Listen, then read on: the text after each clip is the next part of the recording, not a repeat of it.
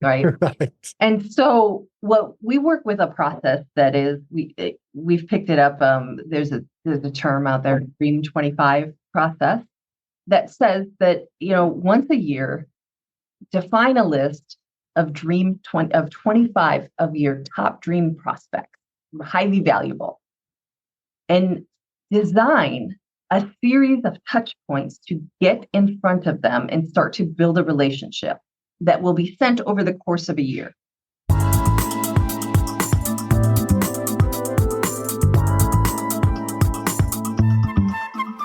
Hey everyone, welcome back to another episode of the Book More Show. It's Stuart here, and today joined by Jamie Shibley. Jamie, how are you doing?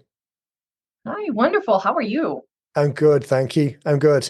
I'm was at quite a few in-person meetings this week, so I often say to people, I can talk on the phone for days and it's fine, but as soon as I get in real world, my voice disappears. So I'm sounding a little bit more like it was a cigar convention, but really it wasn't. It's Right. just my voice goes.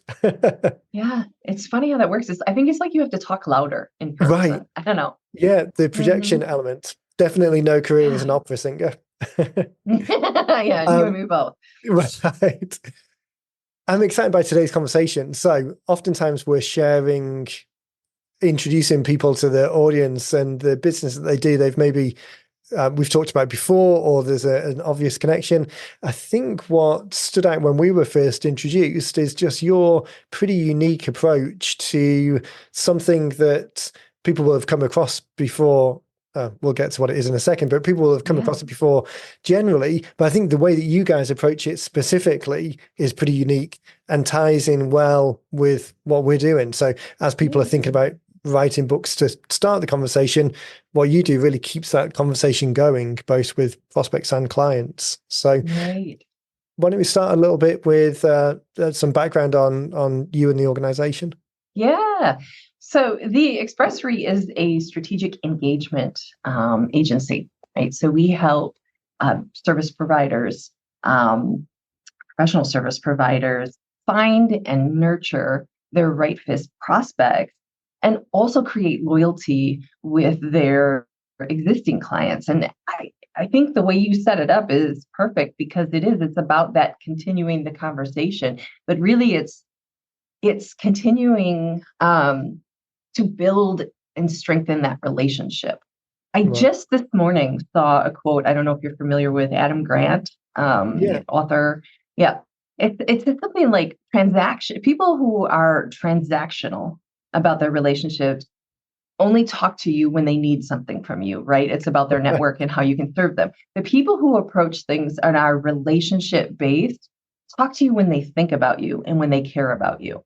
And Right. that's really what we're trying to change, the approach in business, is helping these business leaders who get it, who approach what they do in business from a relationship first standpoint, really show that they care about the people in their community on an ongoing basis when they don't have time to do it.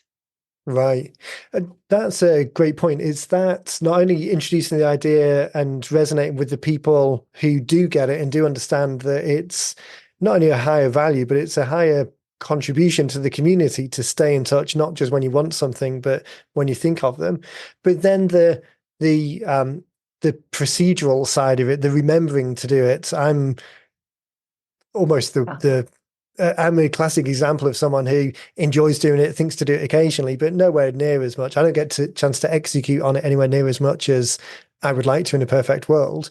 So do you find that with clients, it's Oh, maybe less about introducing the idea and more about the the solution, the how the easy nature of what you enable people to do?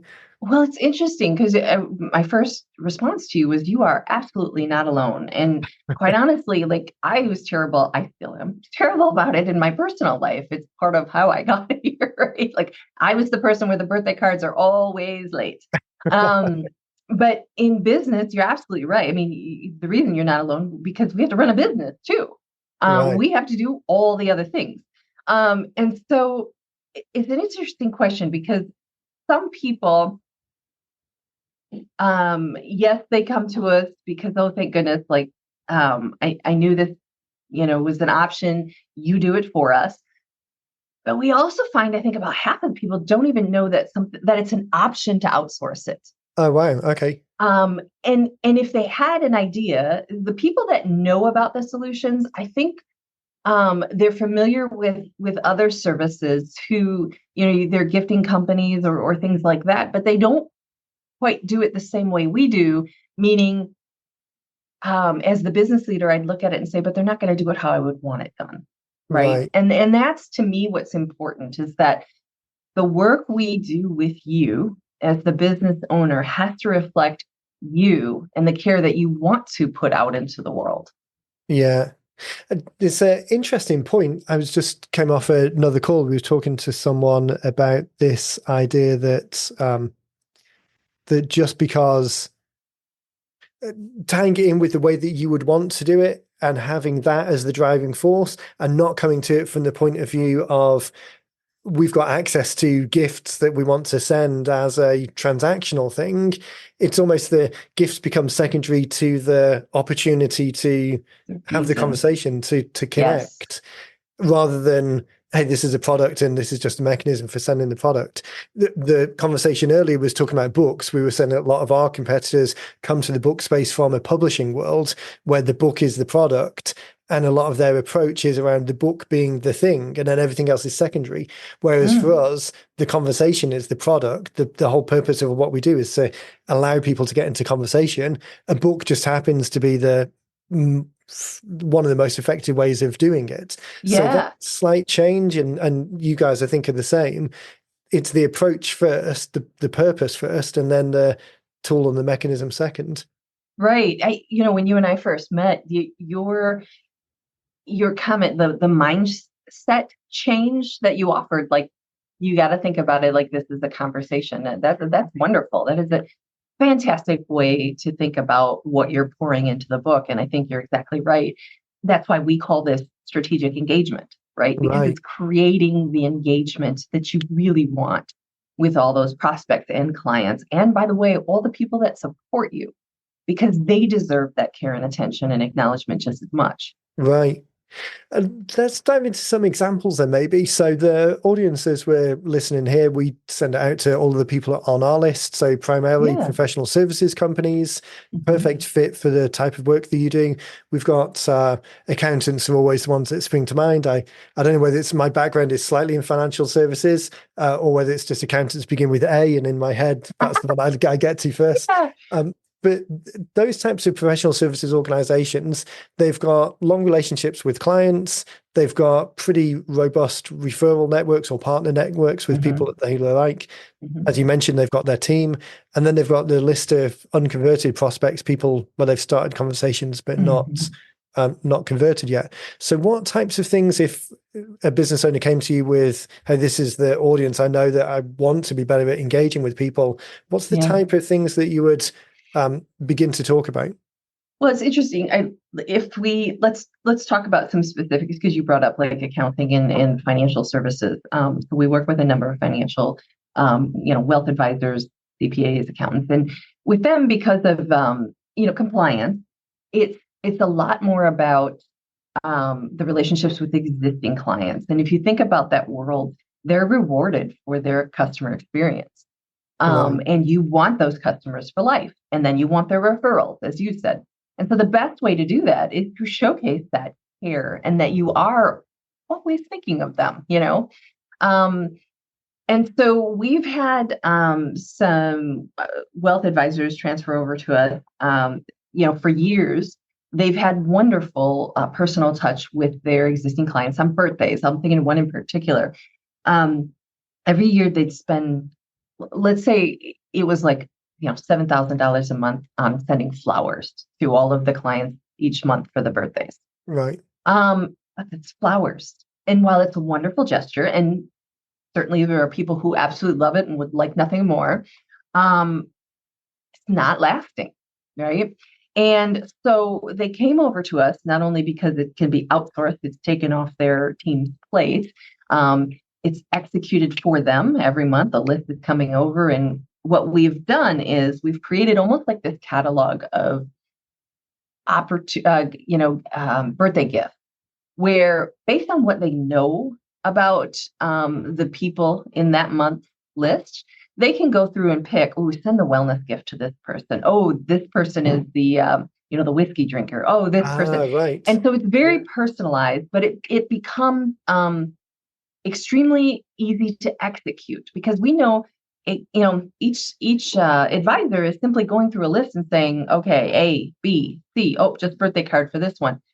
So not only have we saved them money, but we've gotten meaningful because they're personal gifts in the hands of their clients that are lasting. And, they tell us that they have never received so many points of engagement, acknowledging the thank yous and the addition. What you're really doing, right, is you're sparking that additional conversation. Yeah. So, yeah. I mean, it's a very specific example. Sorry, long story, but No. And that's a great example because I think even though we've spoken before and I've kind of got some understanding of what it is that you guys do, it's like for us, when people say book, they think traditional book, not conversation starting book. So it's a continual opportunity to bridge that gap into the thing that we do that we believe is much more effective.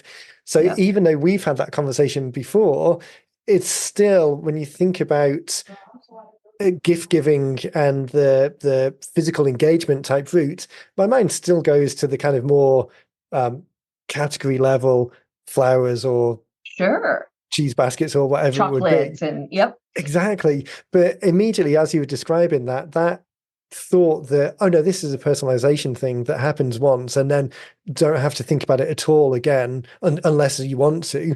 But the specificity and the personalization and to be able to execute that internally, the flowers were a $7,000 budget and it took 10 hours of time to try and personalize it for each person. I mean, that immediately becomes unsustainable. So just dialing in the opportunity, it's but let's stay with your book example, because we do have a lot of authors, and even what we tell people is that even if you're not an author, leveraging a book is fantastic. Okay, so we do a lot of work with prospects.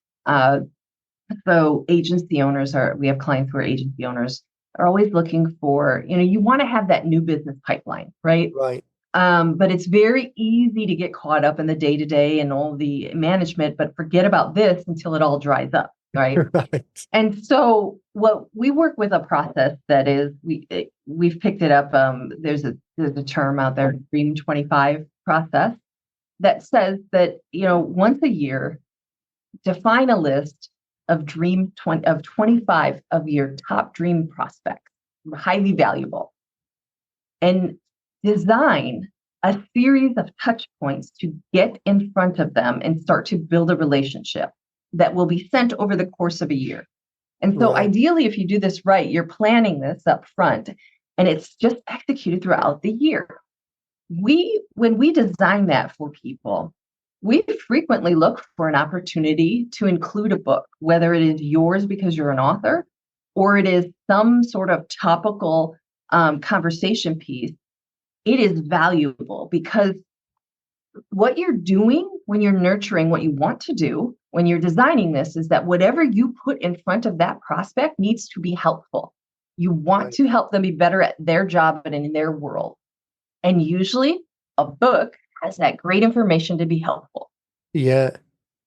That's this is funny because this is why we've had a couple of calls already and we've got more calls lined up, because the synergy in what we do is just so dialed in, and the approach is aligned as well. So we talk to people a lot about this idea of, oftentimes they'll get on our calendar, we'll talk to them about the book, some of the early questions, okay, what do you want to achieve? So one of the early conversations is around this idea of visible and invisible prospects. So oftentimes we're talking to people about a book is a great way of identifying invisible prospects because you can put it out there, ads and that type of thing. And then the people who are self-selecting, because of the nature of what was written, it identifies the invisible prospects.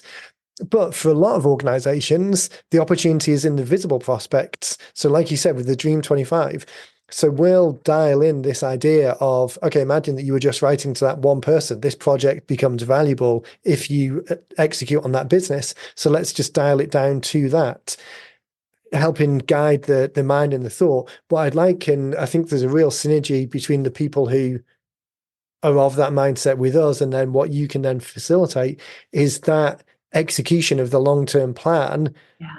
to get that engagement going. And I think Yeah. for anyone where they have got that visible prospect list, which is, I mean, the majority of businesses out there could at least write down 25. Well, you would think, but it is very like one of the first roadblocks we get is, okay, we'll give us your list. Ah, We'll have a really? list. Okay. Yeah, yeah, Okay, yeah, that's yeah. interesting. But I think it's again because we didn't take the time.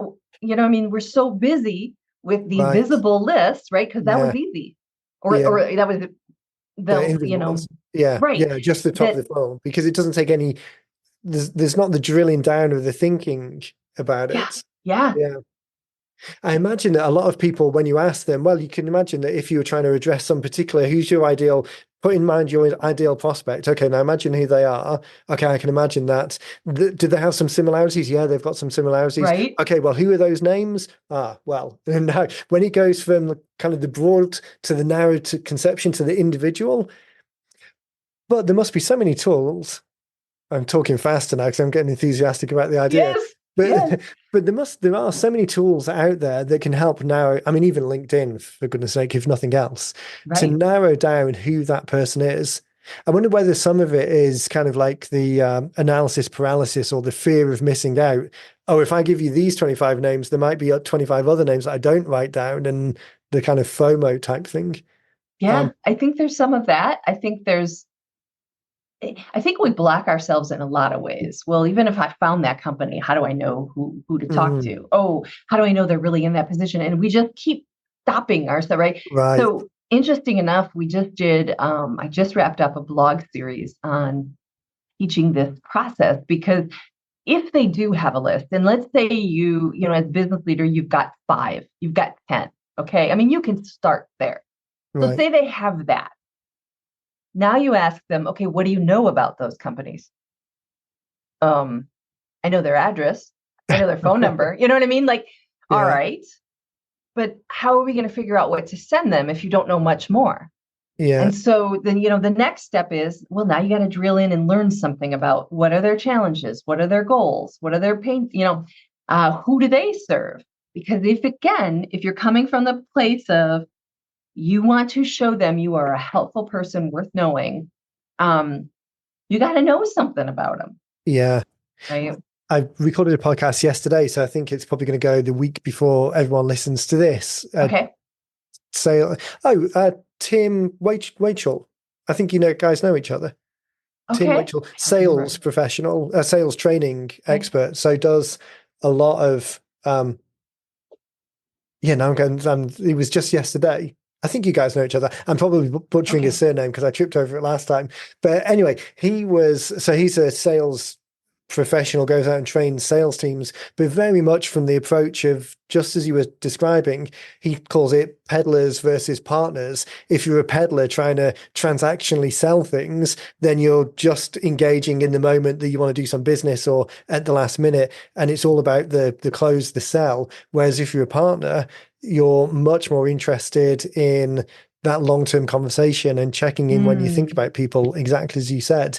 Um, in fact, nothing to do with the podcast, but I'll connect to you guys on yeah. LinkedIn because Yeah. the conversations you talk in very similar ways. So there's again, it's this like-minded community, which is Sure. really the community that the podcast goes to as well, because people are receiving the email that we'll send out because they've explicitly expressed a preference in communicating and starting a conversation by adding value.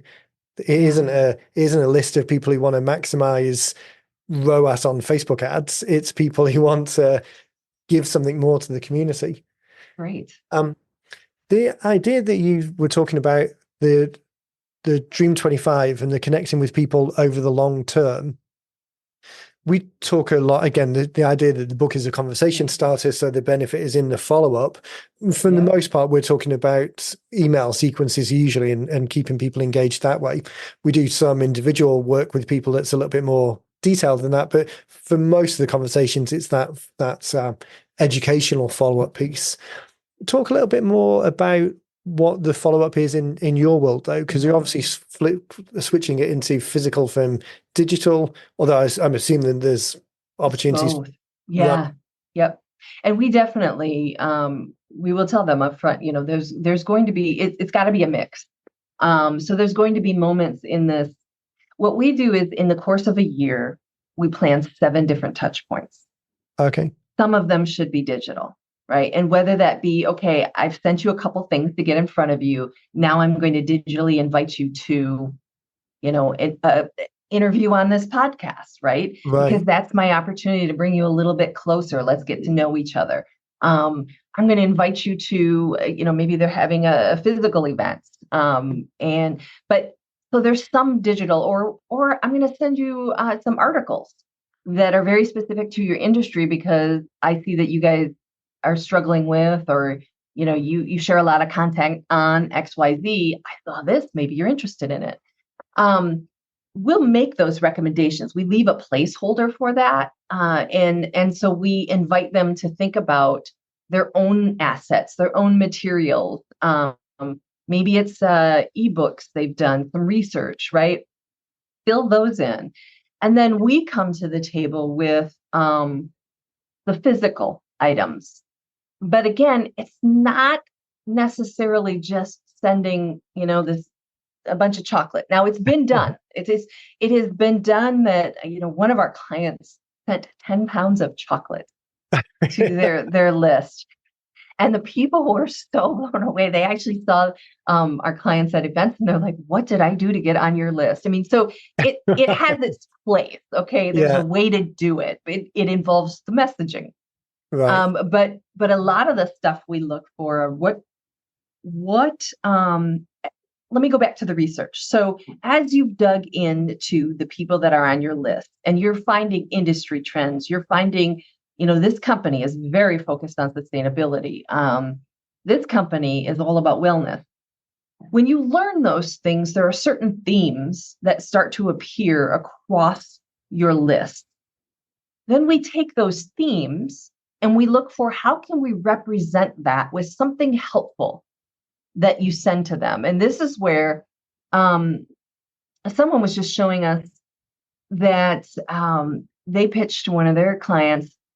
They saw that one of the prospects was very into the Ohio State football. Okay. And but he was also, he's a leader in the company. And so they were talking about pitching a book written by one of the previous coaches, from the football team. So you could see the detail, the thought that went into it, into planning these things. And that's what we look for. One more example. I get just as wound up as you in this stuff. But one of our clients, what we noticed across their 15 prospects, 3 different industries, but they all had a focus on this well-being. And so we proposed a gift. We gave them multiple options, but it was about wellness. And the messages said, we believe that you've now finished the first quarter of the year. Chances are you're moving fast. It can be stressful, to run these stressful businesses. We really believe that along with the work you do, you should take some time to invest in yourself. So here's a few items to remind you to plan, half hour in your day or week. Right. And at the end, the closing always has some sort of maybe way to reach back out to you. So in this particular case, it was, pull up your favorite meditation app. If you don't have one, our team is always happy to make recommendations. But you can see it was nothing at all about the work they do. Right. Nothing, no sales. It wasn't even this is my website. It's simply going to be signed by the owners of the company. Yeah. That orchestration of the idea for the long haul, like without expectation that this one email is going to be the thing to close and we're going to judge the whole success of the campaign on this one touch point. The fact that it's orchestrated and thought out and considered, and there's a longer run to it than just what so many other people do, I think, is the kind of Facebook ad to lead, and if they haven't bought within the next 12 hours, then it's dead and they're never Bug you contacted again. again. Yeah. Yep. Yeah, exactly. It's that thought that goes behind it. And for the majority of people listening and the majority of people in our world, it's not a transactional turnaround. It's not checkout purchases. It's not commoditized assets. Or if the actual tool itself is commoditized. I was talking to someone yesterday who owns a photography for real estate photography company in San Diego. So they're young guys. They've come into it recently. They were more kind of like drone pilots and had it as a hobby and then started offering it. So they're not photographers who have then developed a business. They went into this wanting the business and the opportunity. So again, similar to what we were saying before, the purpose and the tool, the photography element is just the tool.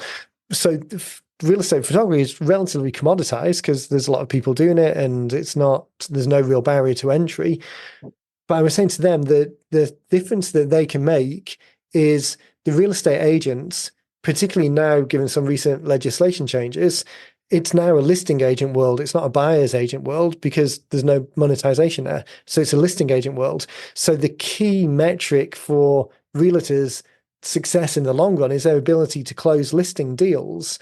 Well, if the photographer guys can make sizzle reels for the realtor that they can show in the listing presentation, it promotes why they're the people to get. That brings them in as a partner, and it decommoditizes them from, oh, we just take great photos and we're the cheapest, into, no, we understand that the single job of work that you have now is closing these listing appointments, and we're giving you enough to do that. So anyway, a bit of a tangent there, but this idea that it's thinking about that it's orchestrating that journey. It's a long run. It's showing value as a partner, not just trying to close. Right. Well, and they're showing they're helpful and that they understand. So one more nugget that kind of feeds into what we do. There's actual social psychology behind the foundations of relationships that say that in order for a relationship to form and to be lasting, people need to know that you understand them. They need to feel that you validate what's important to them. Like you just explained in the realtor industry, in the real estate industry, it changed. And if they approach it from, this is what's now important, we understand it, here's how we can help, they are validating what's important to those prospects, right? And then the third thing is care. And that needs to be, if a person perceives that you care, that's a reason for me to be in a relationship with you. So as long as you focus on those three things, understanding, validation of what's important, and care, you are moving that relationship into something solid for the long term. Right. And so I think you've got, I agree. We are very aligned in our approach. And you're taking these books and you're trying to help your clients understand it's not just this thing and done. Right. This is the start. This is your conversation starter. It's the thing that's going to maybe capture attention. But how thoughtful you are from there forward is going to determine the relationships you create out of it. Now, I just invite you to think, if I did this to you, if I were sending you some of those things that I just gave you examples. So, every 7 weeks, the first thing you get some book from me, and then you get this nice package about something I understand about you. And it still has there's no sell in it. Wouldn't you be intrigued just at least to connect, to know me? This person is interesting, right? Like, and I promise you, maybe it never converts to a sale of them being your client, but most people want to take the time to get to know you, and you never know what other opportunity they could bring for you, because maybe it's not them, but they know other people. Right. Yeah, that's a great point. Tying in that or thinking about this kind of second tier order of the referral opportunity. And if some of the messages aren't direct commercial intent for you, but sowing the subtle seed of, hey, here's some way, if you know of anyone else having this problem, give them pointers, allowing them to be the rainmaker within their sphere of influence, kind of just giving those opportunities to elevate their social status through things that you're able to do. It's much more considered than just the, hey, we sell widgets, you should buy them from us. Right. Yeah. What? Business people get it. Right. Yeah. Yeah. And I think these days where there's Lucy, my wife's a kindergarten teacher. So in a Waldorf school. So they're very much not they're very much focused on the individuals in the moment in the classroom, and not that they separate themselves from technology in any way, but it's very individual focused on the people in the space. So as part of their reading, they've read the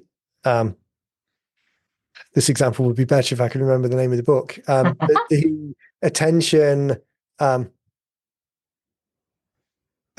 And the premise of the book is that generations now are disconnected because of cell phones and social media and not having that personal connection or experience with people. And then there's a couple of other books that are kind of COVID related and how the psychological elements that had.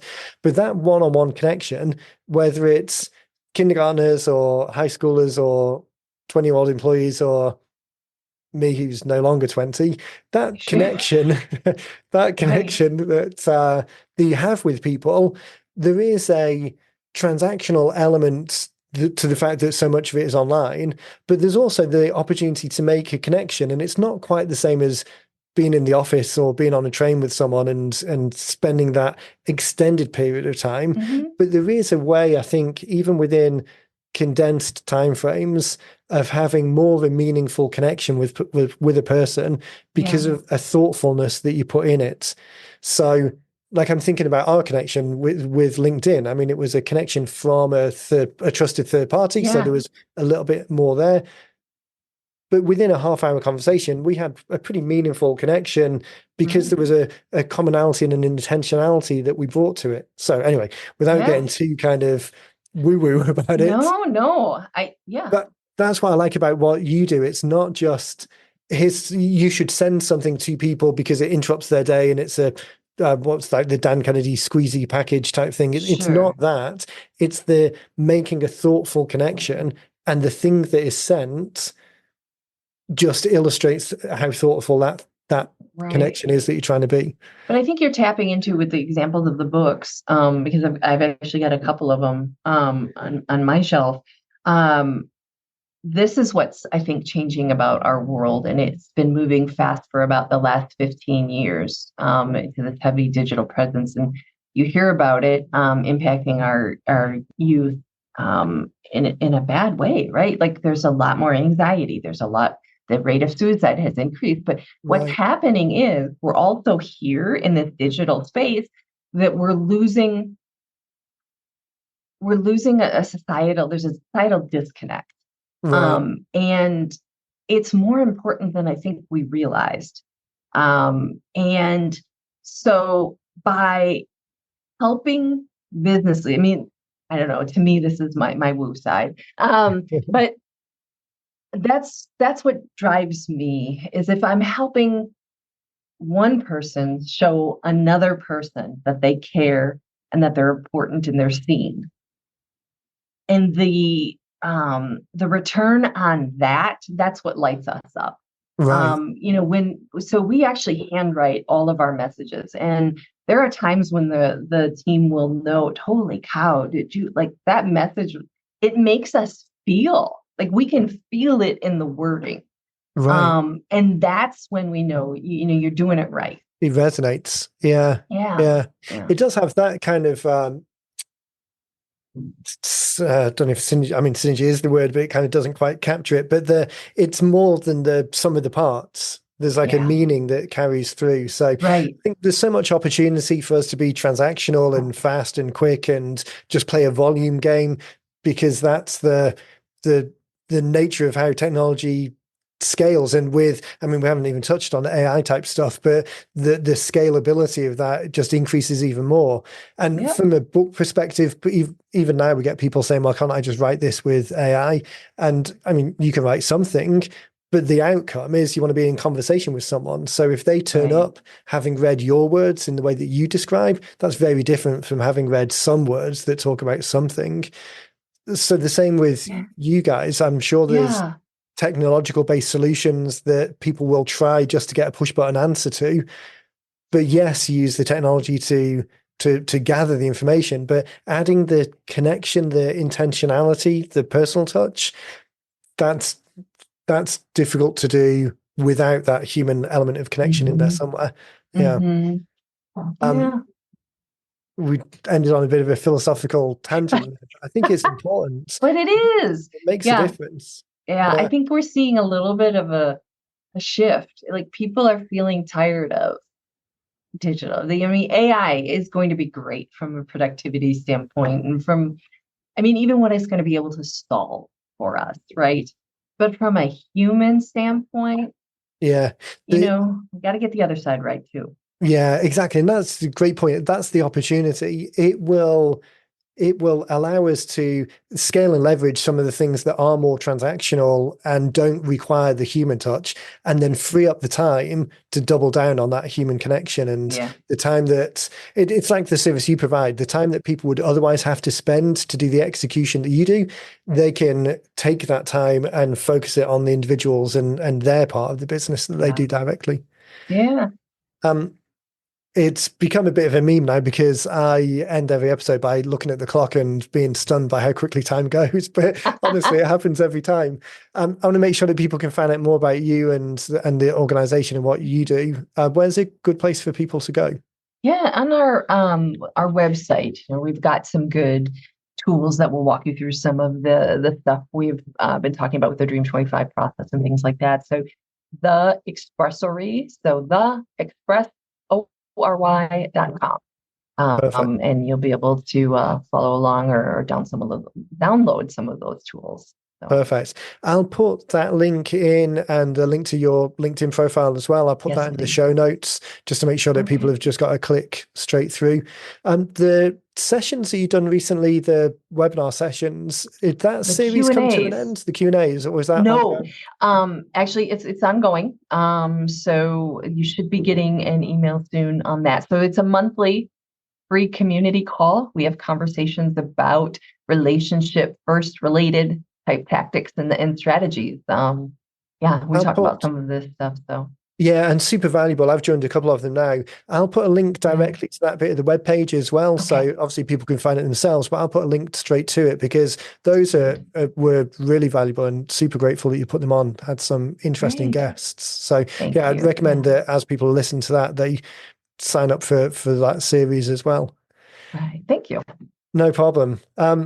Yeah, time goes fast. It'll be really interesting. We should circle back in a couple of months and do another show as well. Just maybe dive into, we'll probably get some feedback on this one particularly. So actually, as people are listening, if there's anything about this specifically that you want us to address in a follow-up, let's do that. So people can Yeah. just reply to the message and give us a shout. And again, really recommend people go to the website and just understand a little bit more about your unique approach because it is much more valuable than just the generic, hey, send someone something for no reason. Yeah. Thank you. This has been Perfect. great. You and I could probably chat for a long I time. know, So right? Yeah, yeah. Well, I think we've got, we're going to jump on a call next week and yeah, we might share with people at some point in the future what we talk about.